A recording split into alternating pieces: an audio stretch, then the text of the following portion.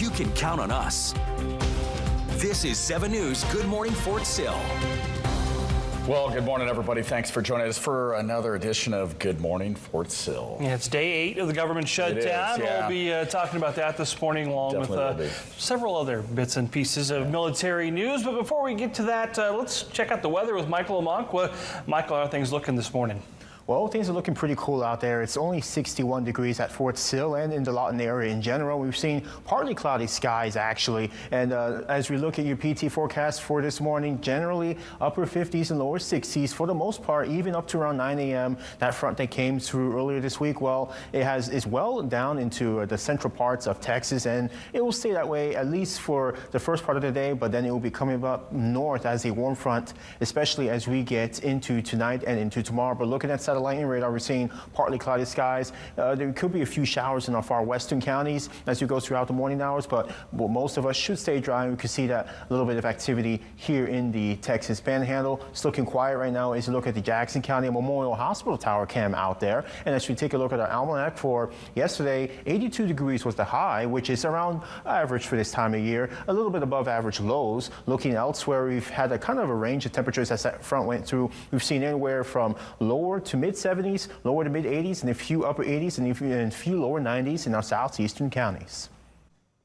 Well, negotiations to finalize a deal based on President Trump's Gaza ceasefire plan are currently ongoing in Egypt. Signs indicate that both Israel and Hamas leaders have made headway towards finally some lasting peace. That's right. This comes as Israelis and Palestinians mark the 2-year anniversary of when Hamas attacked Israel earlier this week. CNN's Nick Robertson has more from the Middle East.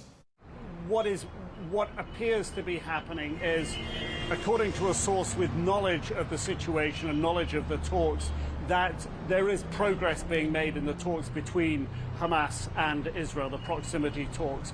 We understand from Egyptian state media that the Hamas are looking for guarantees from President Trump, guarantees that Israel won't return to war if they give up all the hostages and meet with the conditions that are expected of them.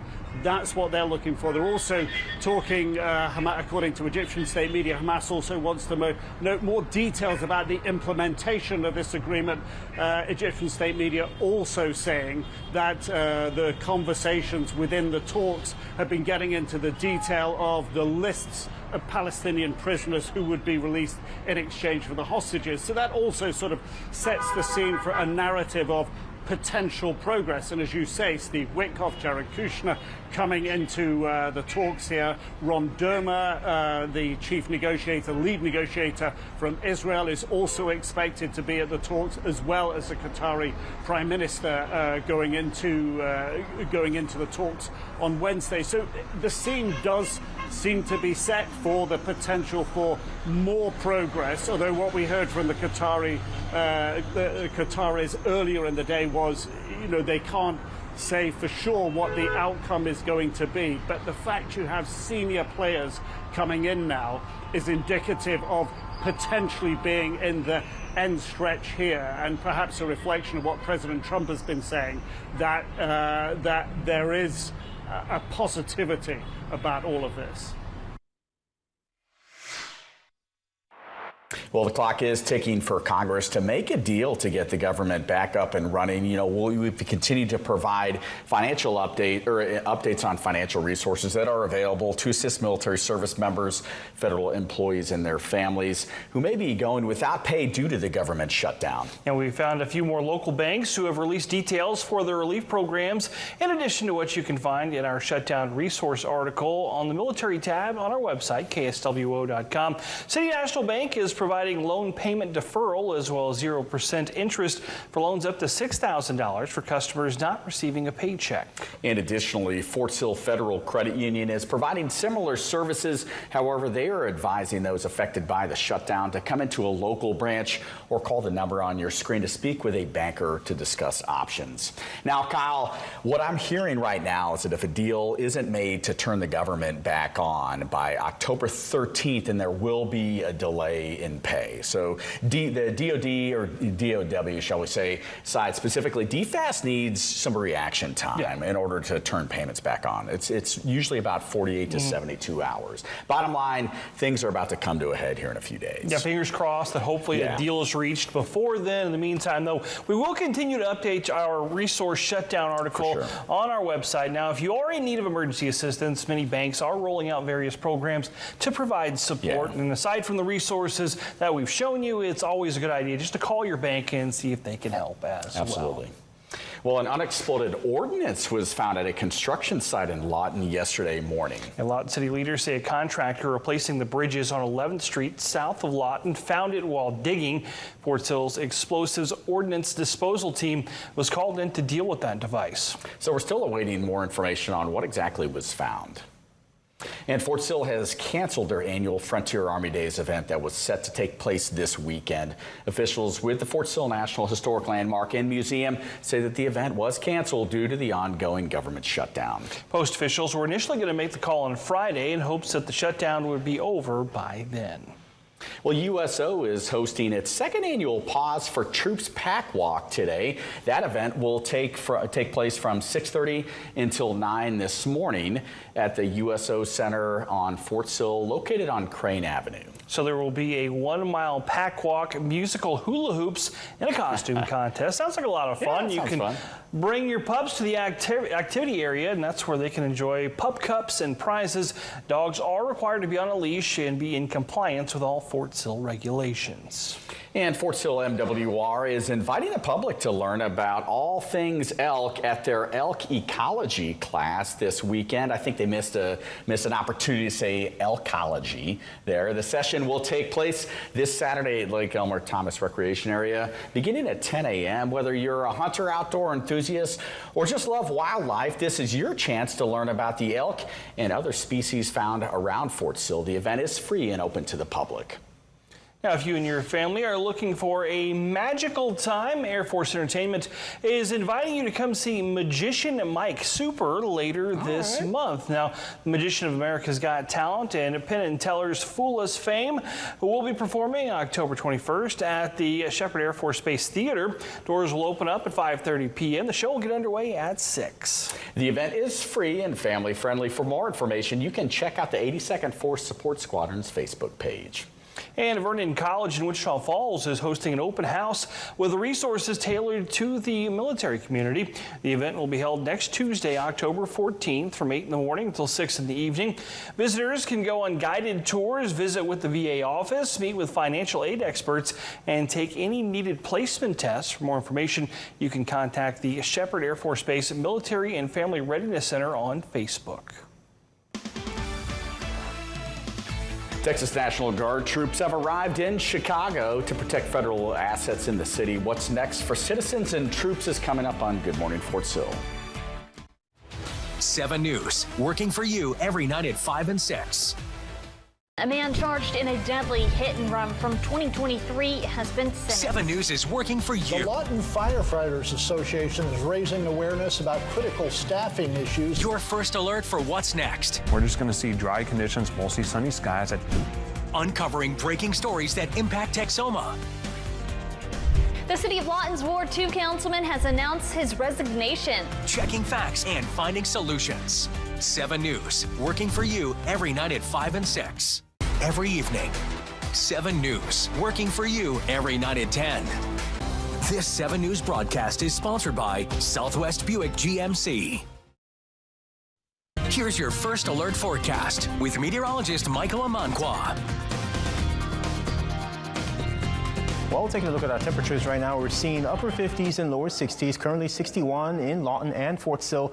Also 61 degrees in Wichita Falls, 57 in Anadarko, a little bit cooler in the northern counties, 58 in Hobart, 56 in Elk City, 62 in Vernon, and 61 in Qualwell. Looking at our relative humidity values, generally in the 70 to 90% range out there. And then as we take a look at our winds right now, mainly out of the northeast, anywhere between 5 and 15 miles per hour, and they will be there here mostly for the rest of the day, and then we'll start switching to the east and then eventually to the southeast as that warm front gets closer. You can see that stationary front way down here in central Texas. It will slowly start to lift north as a warm front going throughout today. Mainly should arrive in our area by the evening hours and then lift north as you go into the overnight hours and into your Thursday morning. Looking at the upper levels right now, we do have the subtropical jet stream just streaking across our area. The Polish jet stream is way to our north. You can see temperatures are well below average, especially on the central and northern plains right now.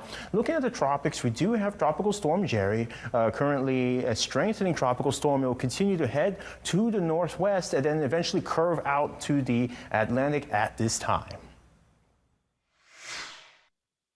Well, the Army is set to make a decision today on the status of the upcoming Army 10-miler race in Washington, D.C. Race organizers were awaiting the ongoing government shutdown situation in order to make the decision whether to cancel the race or not. The virtual race will still be continuing as planned. And if the in-person race is canceled, runner registration fees and the Hua tent fees will be refunded. Organizers say registration will remain open, and they plan to execute the in-person Army 10-miler race until a final decision is reached. Well, members of the Texas National Guard have arrived in Illinois after being mobilized by President Trump. That's according to a law enforcement source familiar with the deployment. Approximately 200 troops were part of the initial deployment. More Texas soldiers could be brought in soon. Some of the soldiers have gathered at a military facility outside Chicago and are not expected to immediately begin operations in the city, but will continue to receive crowd control and legal training ahead of any specific assignments.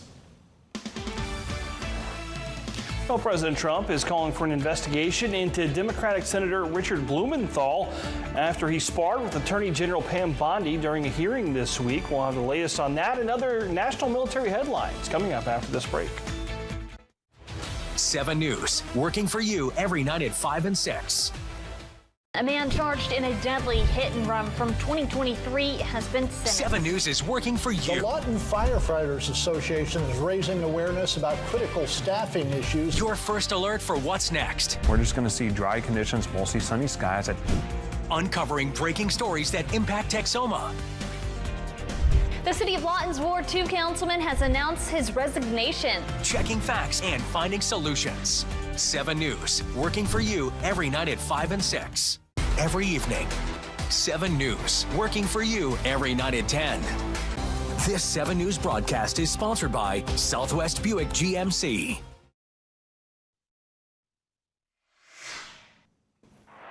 Secretary of War Pete Hegseth made a special stop in Virginia this week. Hegseth took part in an enlistment ceremony at Naval Station, Air Station Oceana.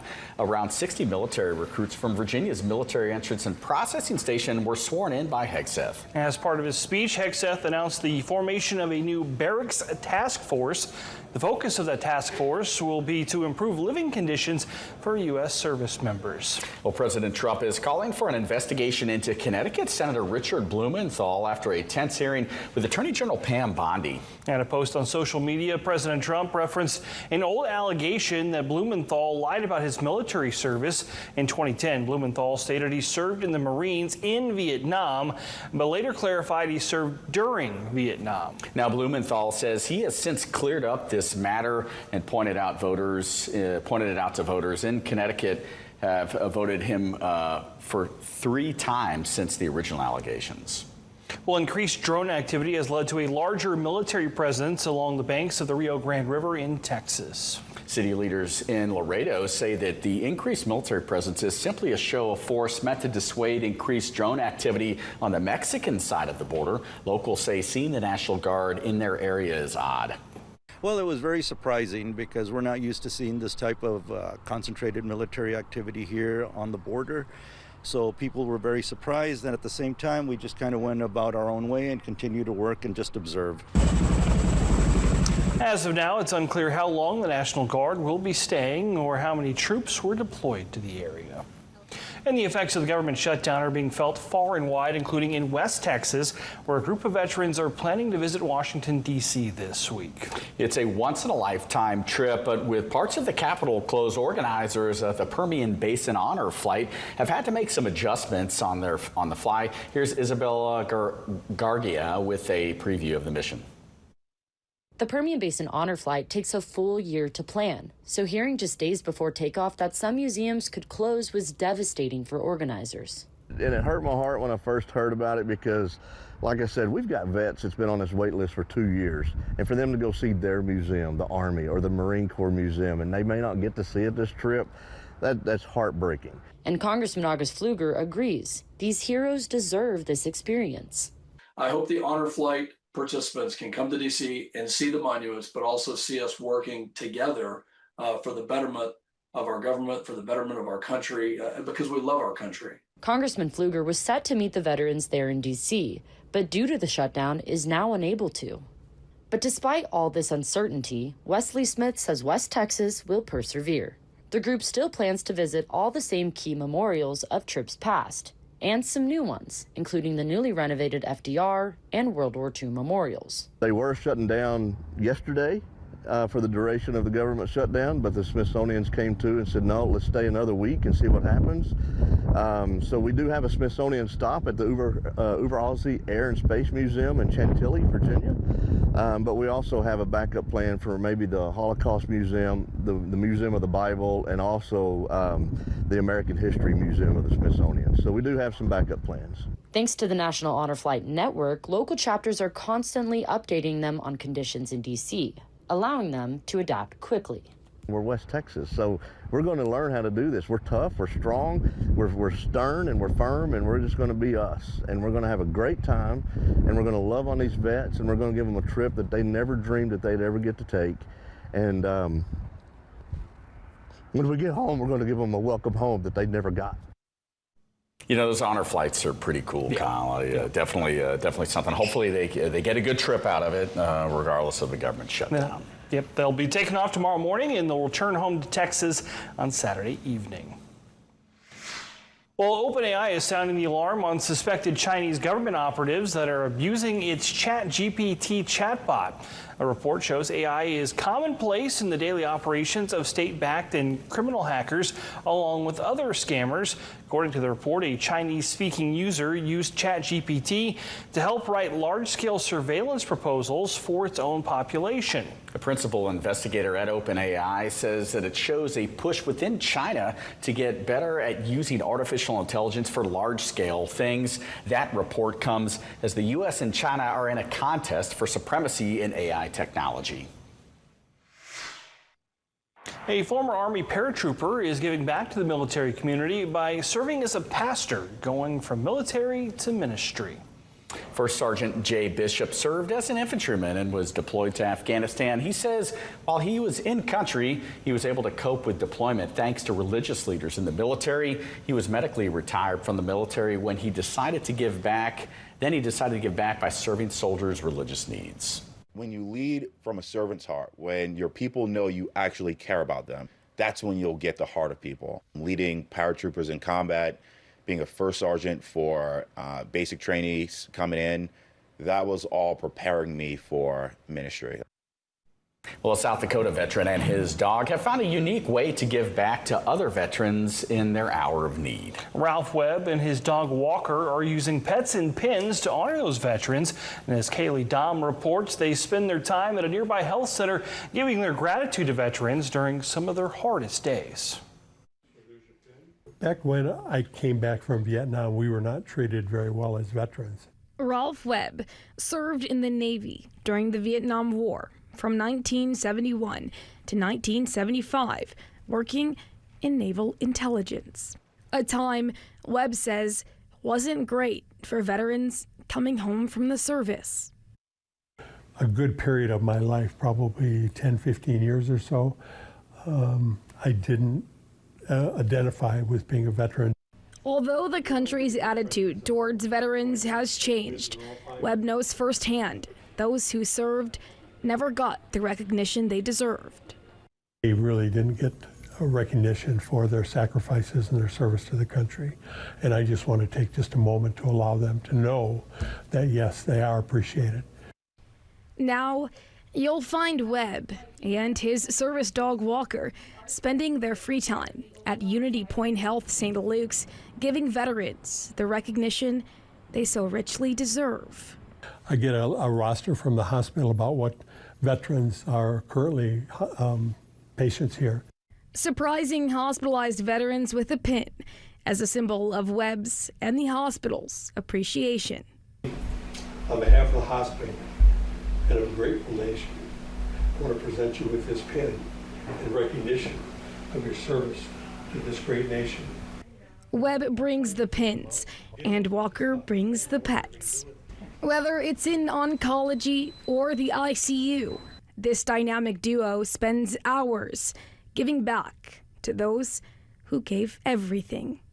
With their badges and pins in hand and paw, you can find them here every Tuesday.